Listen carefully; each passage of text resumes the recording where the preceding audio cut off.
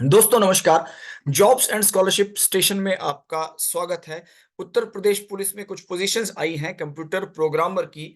बहुत ही बढ़िया पोजीशंस हैं। लेवल 7 की पोजीशंस हैं। 44,900 से 1,42,400 का इसमें पे स्केल रहता है। लेवल 7 जो 7th पे कमीशन है उसके हिसाब से 55 पोजीशंस टोटल हैं और लास्ट डेट जिसको आप लॉक कर लीजिए वो है 28 जनवरी 2024। उत्तर प्रदेश पुलिस। एलिजिबिलिटी है BSc computer sciences, BSc information technology, BSc electronics with PGDC DCA और भी कुछ डिटेल्स हैं। चलो चल के देखते हैं। सबसे पहले देखते हैं कि एडवर्टाइजमेंट कहाँ मिलेगा।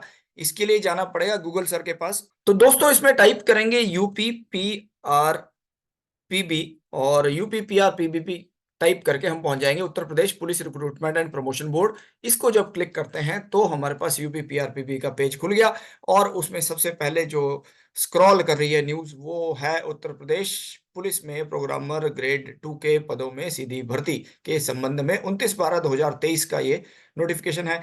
तो इसको अगर हम लोग क्लिक करते हैं तो फिर एक हमारे सामने खुल जाएगा एक पीडीएफ। अब ये पीडीएफ क्या बोलता है इसको जरा पढ़ के देखते हैं कि इसमें क्या लिखा है और यही इसका नोटिफिकेशन है। थोड़ा सा बड़ा कर देता हूं ताकि आपको अच्छे से दिखे। तो उत्तर प्रदेश सरकार, उत्तर प्रदेश पुलिस भर्ती एवं प्रोन्नति बोर्ड, तो यूपीपीआरपीबी की नोटिफिकेशन है।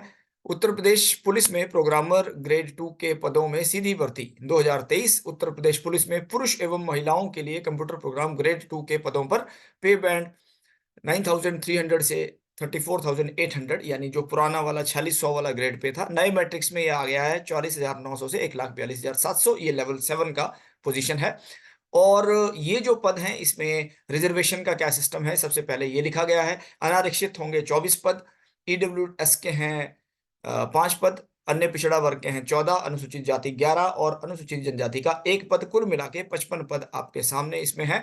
और कंप्यूटर प्रोग्रामर ग्रेड 2, तो इसमें पुरुष और महिला दोनों प्रकार के अभ्यर्थी इसके पात्र होंगे और जिन लोगों के भी इसमें एलिजिबिलिटी है वो अप्लाई कर सकते हैं। कुछ समय सारणी दी है, कुछ इंपॉर्टेंट डेट्स।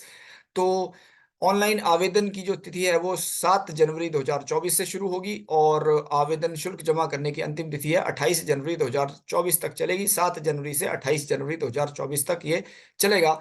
और आवेदन शुल्क इसमें 400 रुपए है। 400 रुपए की फीस है, ये आपको इसमें पे करनी है। फिर कुछ एलिजिबिलिटी कंडीशंस लिखी हैं कि राष्ट्रीयता क्या होनी चाहिए, कौन-सी होनी चाहिए और शैक्षणिक अर्हता ये सबसे इम्पोर्टेंट है कि एजुकेशनल क्वालिफिकेशंस क्या-क्या चाहिए इसके लिए।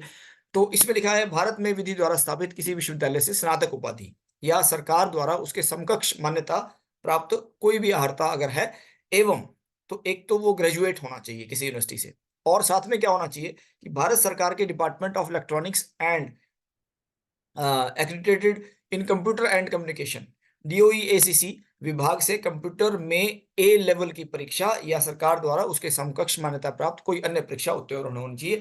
तो कुल मिला के कोई भी ग्रेजुएट अगर है उसने डीओईएसीसी लेवल ए क्लियर अगर किया है तो वो इसके लिए एलिजिबल है। या फिर और क्वालिफिकेशंस क्या लिखी हैं इसको थोड़ा पढ़ते हैं। भारत में विधि द्वारा स्थापित किसी विश्वविद्यालय से विज्ञान स्नातक यानी कि बीएससी कंप्यूटर साइंस या फिर बीएससी इंफॉर्मेशन टेक्नोलॉजी या फिर बीएससी इलेक्ट्रॉनिक्स की उपाधि के साथ कंप्यूटर विज्ञान में स्नातकोत्तर डिप्लोमा यानी पीजीडीसीए। तो BSc computer science, BSc information technology और बीएससी इलेक्ट्रॉनिक्स के साथ पीजीडीसीए अगर किया है या फिर उसके कोई समकक्ष आपकी एलिजिबिलिटी है तो ये इसमें मेंशन किया गया। ये इसके लिए कैंडिडेट्स एलिजिबल होंगे। आप में से जो कैंडिडेट्स ये एलिजिबिलिटी रखते हैं वो अप्लाई कर सकते हैं। और फिर कुछ अधिमान अहर्ता लिखी हैं कि अन्य बातों के समान होने पर ऐसे अभ्यर्थी का अधिमान प्रेफ़रेंस किसको दिया जाएगा, ये लिखा है 1, 2, 3 नंबर। तो ये प्रेफ़रेंसेस भी इसमें लिखे हैं कि जिसने जो एनसीसी में बी सर्टिफ़िकेट होगा वो है या प्रदेश में सेना में 2 वर्ष की अगर सेवा की हो किसी ने तो वो हो सकता है। तो इस प्रकार से उनको प्रेफ़रेंस दी जाएगी। आयु का ध्यान रखना है कि 1 जुलाई 2023 को 21 वर्ष की आयु प्राप्त कर ली हो और 30 वर्ष से ज़्यादा अधिक आयु ना हो, यानी कि उसका जन्म 1/7/1993 से पूर्व तथा 1/7/2002 के बाद नहीं होना चाहिए। तो 1993 से लेके और 2002 के बीच में जो बच्चे पैदा हुए हैं, तो वो इसके लिए एलिजिबल हैं, इन पोज़ीशंस के लिए एलिजिबल हैं। लेकिन फिर कुछ रिलैक्सेशंस हैं जो ओबीसी, एससी, एसटी के कैंडिडेट्स के लिए हैं, वो आगे मेंशन है कि उनके लिए आयु में क्या रिलैक्सेशन दिया गया है, ये इसमें मेंशन किया है। फिर कुछ और एलिजिबिलिटीज़ हैं, जो कि वैवाहिक परिस्थिति से है और शारीरिक स्वास्थ्य से संबंधित है, तो ये सब चीज़ें इसमें मेंशन है।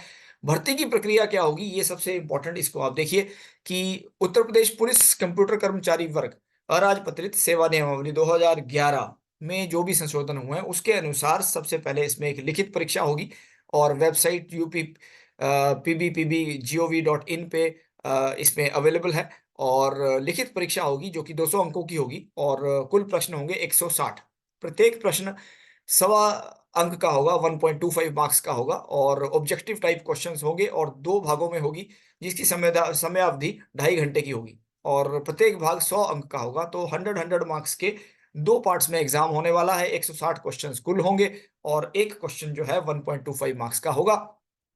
पहले जो पार्ट है लिखित परीक्षा के प्रथम भाग में जो मेंटल एबिलिटी, लॉजिकल रीजनिंग और इंफॉर्मेशन टेक्नोलॉजी, इन सब चीज़ों का उसमें क्वेश्चंस रहेंगे और सेकंड पार्ट जो होगा वो कंप्यूटर प्रोग्रामिंग से संबंधित होगा। तो कुल मिला के 2 पार्ट्स में ये एग्ज़ाम किया जाएगा। और है कि ऑनलाइन आवेदन की प्रक्रिया क्या होगी, तो सबसे पहले तो आप वेबसाइट पे जाएँगे uppb.gov.in पे और फिर जो ऑल इंडिया नोटिफ़िकेशन एडवर्टाइज़मेंट में इसमें क्लिक करेंगे और फिर सबसे पहले कैंडिडेट अपना रजिस्ट्रेशन करेगा। रजिस्ट्रेशन करने के बाद फिर आपके सामने जो है आवेदन पत्र के प्रारूप को भरे जाने हेतु वेबसाइट पर दिए गए विस्तृत निर्देशों को भली-भाँति समझ लें और तदनुसार आवेदन करें। और इसमें एक हेल्पलाइन भी दी है, अगर किसी को कुछ दिक्कत है तो ये हम लोग इस हेल्पलाइन पे आप कॉल कर सकते हैं और अंतिम तिथि इसकी 30/1/2024 तक क्रियाशील रहेगा। तो आवेदन करने की अंतिम तिथि 30/1/2024 से है और ऑनलाइन शुल्क का जो भुगतान है वो इसका जो सिस्टम है वो credit card, debit card, internet banking, UPI के थ्रू आप कर सकते हैं। ₹400 की फीस है, मैंने आपको पहले बता दिया। उसके बाद फिर आपको फ़ोटोग्राफ और हस्ताक्षर भी इसमें डालना होगा और अलग-अलग अपलोड करना होगा। आपको एक फ़ोटोग्राफ अपना स्कैन करके और एक जो सिग्नेचर स्कैन करके वो आपको अपलोड करना होगा। उसकी स्पेसिफ़िकेशन इसमें दी है। जेपीईजी फ़ाइल बना के आपको इसमें अपलोड करना होगा।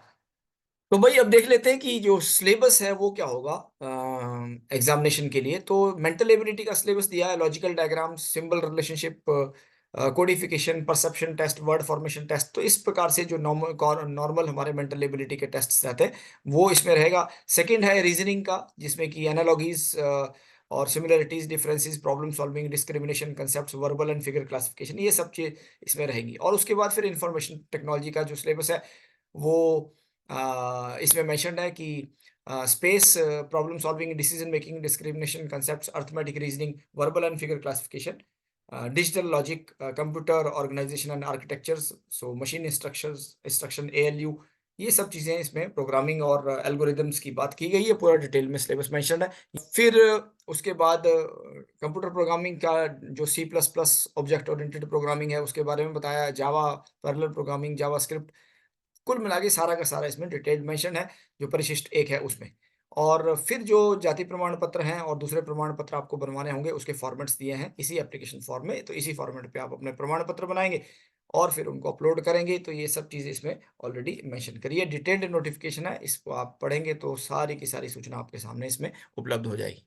तो दोस्तों, मैं समझता हूँ कि ये वीडियो आपके लिए इन्फॉर्मेटिव रहा होगा। जो भी लोग इसके लिए एलिजिबल हैं, जो भी कैंडिडेट्स इंटरेस्टेड हैं यूपी पुलिस में भर्ती के लिए, तो वो जा सकते हैं। लेवल 7 जो है बहुत अच्छी पोज़ीशन होती है। 85,000 85,000 के आसपास की आपकी एक इनिशियल सैलरी स्टार्ट होती है और फिर दूसरे जो आपको पर्क्स और दूसरी चीज़ें भी मिलती हैं।